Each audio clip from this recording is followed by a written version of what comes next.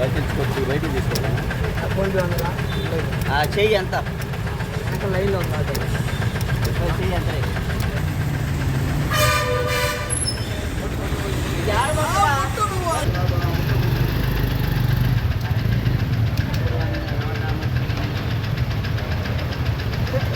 Current పోయిందా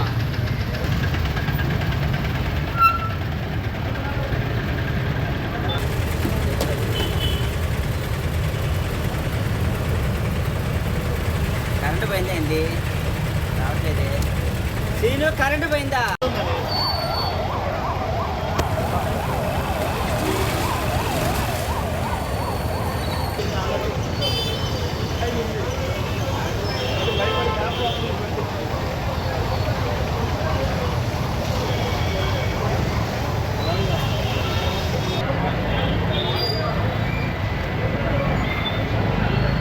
ఇంతకాలం యుద్ధం జరిగినప్పుడు పెట్రోల్ బాగా వచ్చింది, కానీ యుద్ధం ఆగిన తర్వాత పెట్రోల్ ఆగటం అంటే చాలా ఆశ్చర్యకరము.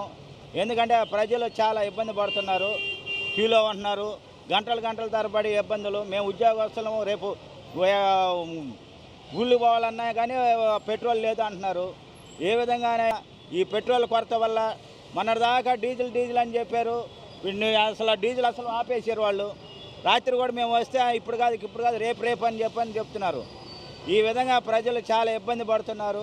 ఉద్యోగస్తులు కానీ వ్యాపారస్తులు కానీ ప్రతి ఒక్కళ్ళు సామాన్య మానవులే, వాళ్ళకేముండదు. అంతా కోటీశ్వరులకు బాగానే ఉంటుంది, కానీ సామాన్య మానవులు ఏదైనా సరే ట్యాక్స్ కట్టాలన్నా ఏది చేయాలన్నా కానీ సామాన్య మానవులకి భారము.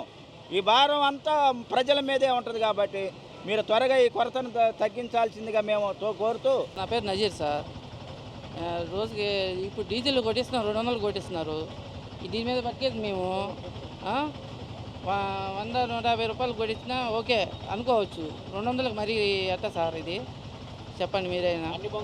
అన్ని బంకుల్లో ఇలాగే ఉంది సార్, ప్రతి ఒక్క బంకులో ఇలాగే ఉంది. ఫుల్గా జనాలు వచ్చి కొట్టించుకోబోతున్నారు, 200 చెప్తున్నారు. అది